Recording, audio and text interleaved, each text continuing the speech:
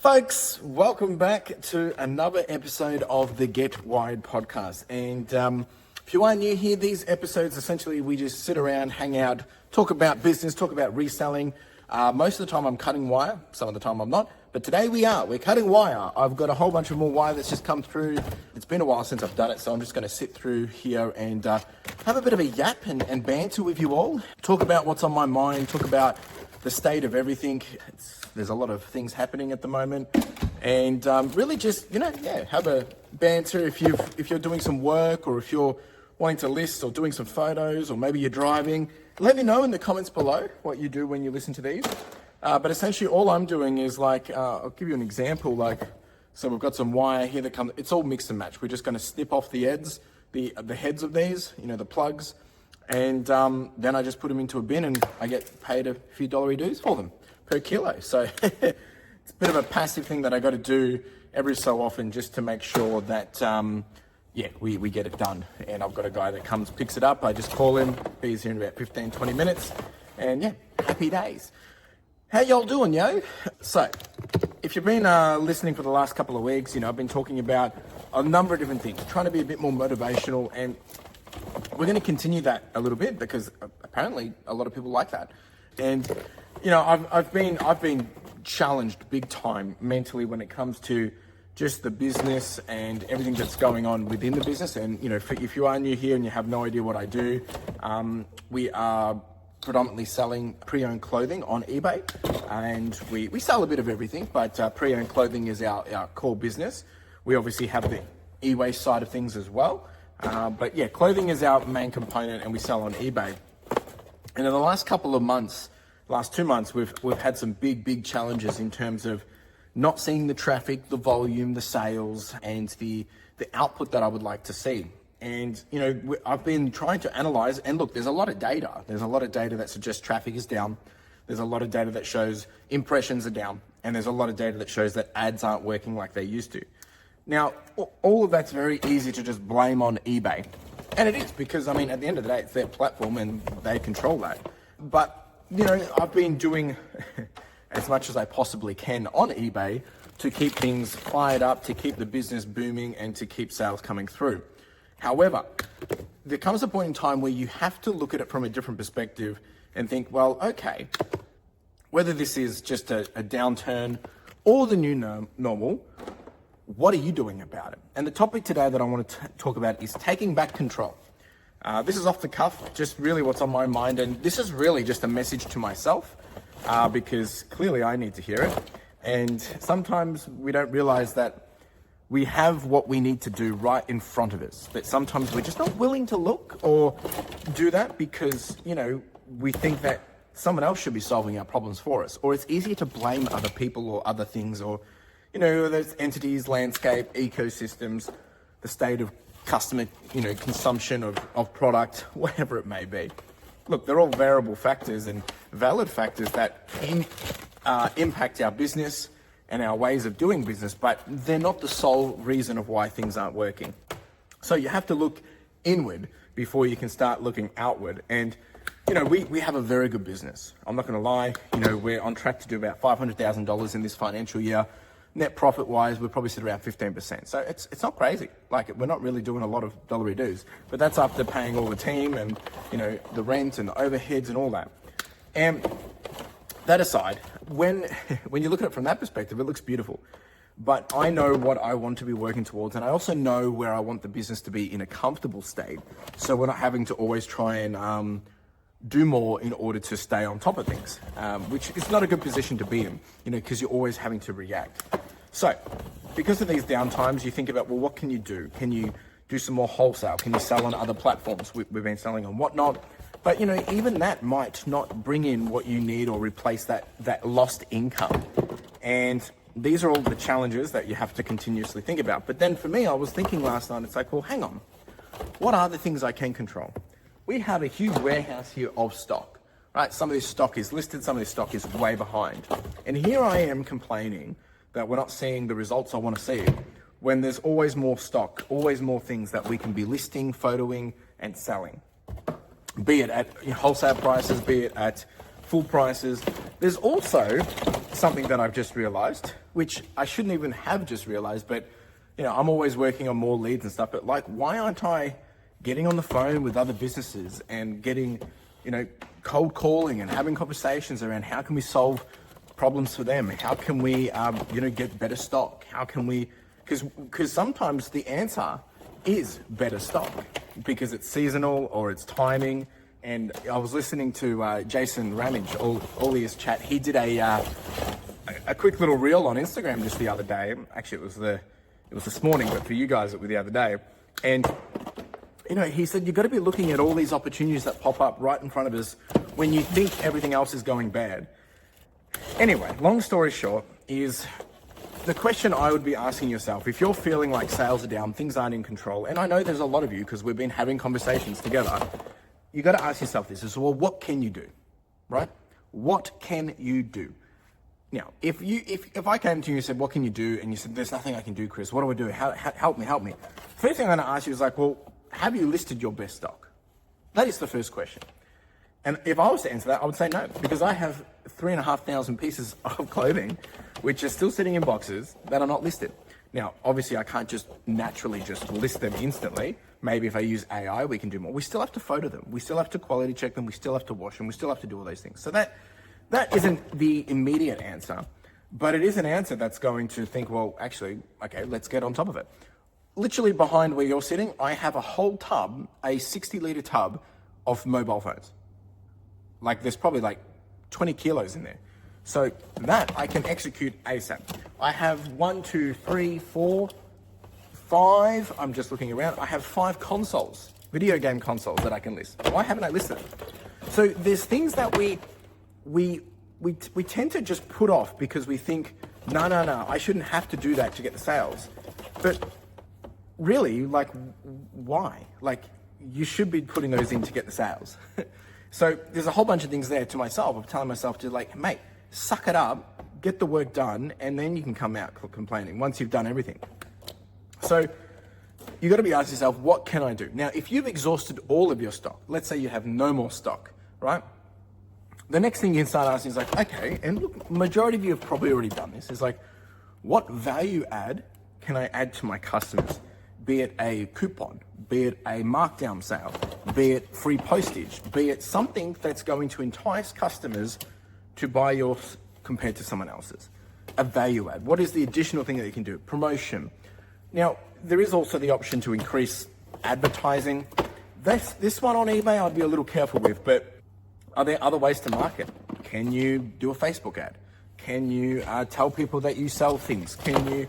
What else can you do? All I'm trying to tell and ask you to do is to think a little bit different to the linear ways we tend to think when we have everything working smoothly. Because when things work smoothly, we don't think about what is and is not in our control. We tend to just move forward because we don't have to think about it.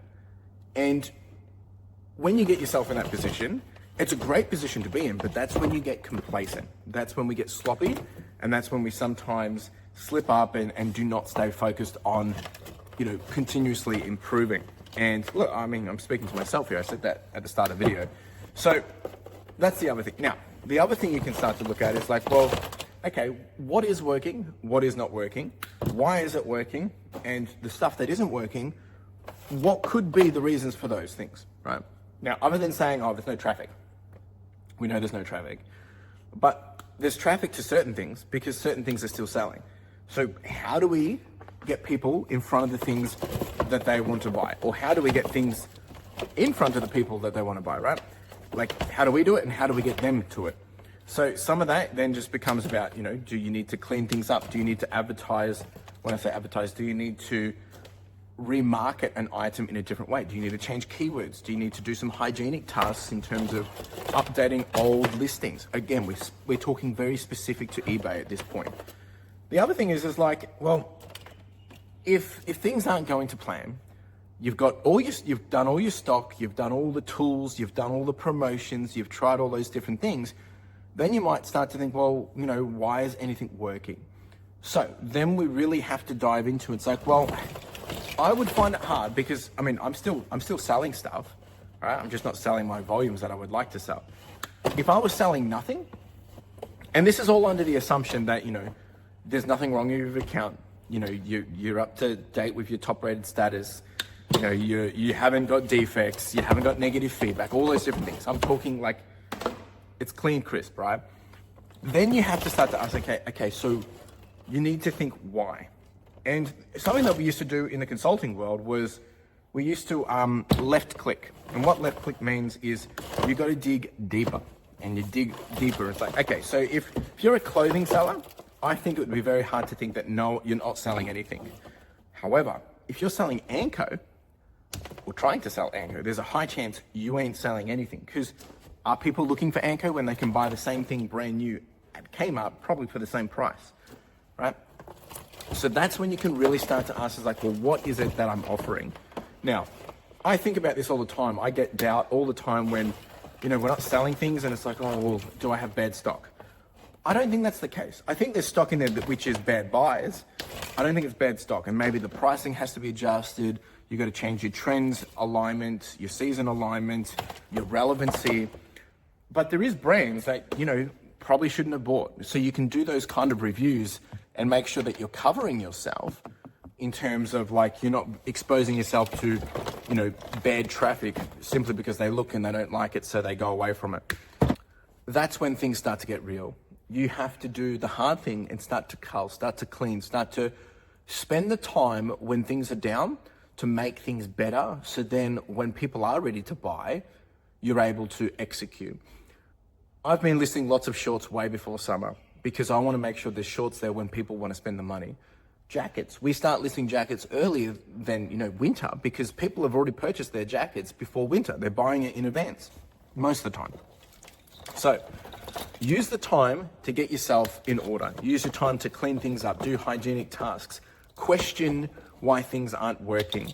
I think at the moment there's a big struggle for the everything seller, in terms of the stuff that maybe is more not necessity, but stuff that's just bits and bobs and cool. But if you find stuff what people want and it's in high demand, it's going to sell regardless, like Pokemon, right? It's going to sell regardless. We can say that the consumer market is down in terms of people's spending power is down, but you can list a $450 item and you list it for $420, it's going to sell because that stuff is hot product. People want it and they want it now, and they can justify the spending on that because it's good. However, I find it funny that people can't justify spending $20 on a jacket, right? And that's because they don't value it the same way. And that leads to my next point of when taking back control, understand the value you are providing. And there's a bit of a motto that I'm starting to really rethink, and I'm probably going to reframe this into the brand of our business in 2026 of if the customer doesn't value what we sell, there's two things we have to question. It's am I so far away from what the customer wants that I am wrong? Possibly. Or if they can't value it for the valuable price that it's provided at, then they don't deserve to buy it. And that sounds condescending almost. Not to say that my stuff is the best, because it's not. But what I've realized is the customers that are not willing to buy, if I sell something listed for $20 and they say, I'll give you $18 for it. To me, they don't value it for what it is. Now, if someone was trying to offer me, $15, $10 for a $20 item, they're trying to get a bargain. But even then, sometimes you got to start to separate what is the discrepancy or what is the difference between people's ability to spend versus people's want to spend, right? And want and ability is two different things, because one is they literally only have $20, so they have to make this work, versus no, I know this jacket's worth more, but if I get it cheaper, it's a good buy, right? And to them, that's how they value it. And a lot of this comes down to perceived value. So again, how do you elevate what you sell for a better perceived value? And that can be quite hard. Sometimes it's just elevating your price across everything, which seems counterintuitive because you think, well, people weren't buying in the first place. But I have found our best customers are the ones that are spending over $40 to $60, over $40 or over $60. The worst customers are the ones spending under $20. And when I think about that, you're like, well, why would I sell them? Well, sometimes, to move old stock, we got to do that. And that's part of the customer base, because people will buy that at that much. And look, I'm stereotyping, like that's not everyone. It's a lot of them, but it's not everyone. And sometimes, people, like if people were to go, if you're out shopping for a Porsche, and let's say it's $250,000, and then you go to one of the car yards and they say, for this one, we can do it for $220. You're gonna be, oh, that's cheap. It's cheap. You're literally saving, $20,000, $30,000, whatever the price was, and it's cheap. And all of a sudden you're justifying it that it's, oh, this is a good buy. It's $220,000, but you value the item, right? So when it comes back to taking back control, these are things that we can control. These are things that I think we neglect. We forget that we actually hold the power. And sometimes it's like the McDonald's thing. If you go to Macca's and you can buy a small, I don't know what the pricing is now, but if you buy a small, let's say it's $5. And then they say, oh, medium's $6, but if you get a large, it's $7. So all of a sudden you're like, I pay $1. I don't really, well, it's not usually $1. Usually it's like $5 to $8, and then you just pay the extra dollar, and then you're getting the large anyway. So you end up upselling yourself. How do you do that with the value offering that you provide for whatever it is that you're selling? Be it clothing, be it, video games, be it, whatever area of business you are selling in, whichever category. How do you bring that elevation to your customers so that they look at it and think, this deal is so good, I can't say no?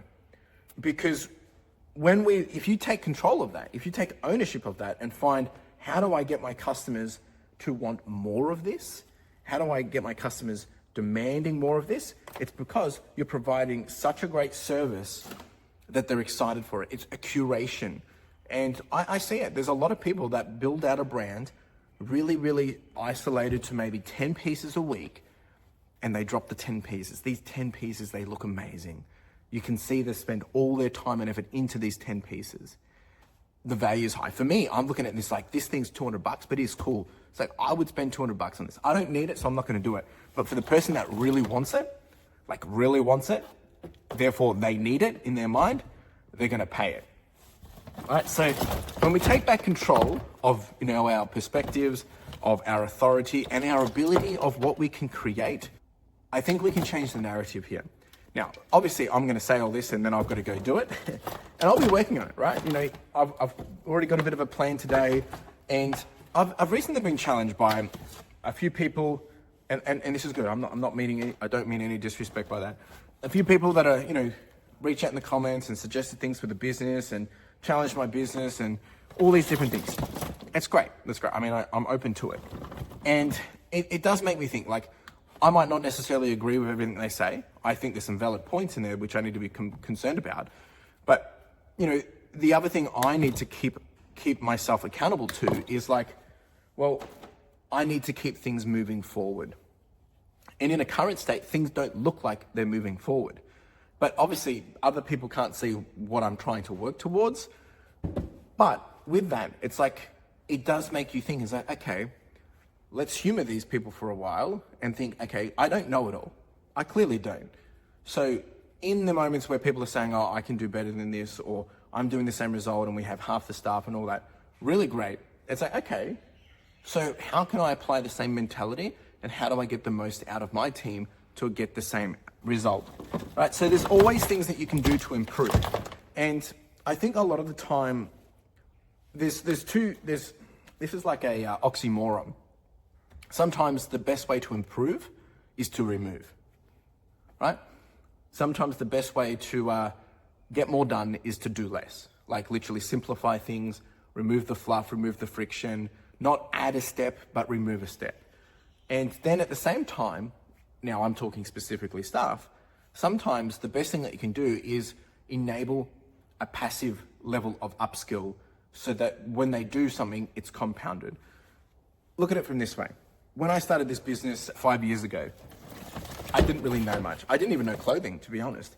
And when you go do reps, when you sell an item, you learn how to post it. You learn how to pack it. You learn how to work with the customer. You learn how to maybe sell it again. You learn how to source it again. You learn how to find it. You learn how to identify it. All those things become passive. just from one item. Now, we've sold over 25,000 items, and when you do that, you start to realize of what works, what doesn't, but it gives you a level of confidence of know-how and knowledge to be able to do something confidently. You got to apply that to your team, to the people that work with you as well. Give them the ability to thrive. Help them thrive, because it becomes passive, becomes this point where at the start, they don't know what they don't know. Just like we don't know what we don't know when we start. But when they have the ability to level up, all of a sudden they do the same, but they do it quicker, they do it effectively, and they do it smarter, and they do it with better knowledge and confidence. So therefore, what might have taken them 10 seconds takes them 9 seconds, then takes them 8 seconds, or 1 minute to 40 seconds, whatever. And over time, that compounds. Now, there is a point in time where you have to assess and adjust and think, well, has that occurred? And is that occurring? And if it isn't occurring, you then have to ask the question is it you as a leader, as a boss, as a, someone that's directing them? Is it your fault? Probably. It's not always their fault, because if they don't know the expectations, the requirements, the feedback, if they don't get the feedback loop, if none of that occurs, that's on you as the boss, as the owner, as the responsible individual trying to take the business to where you want it.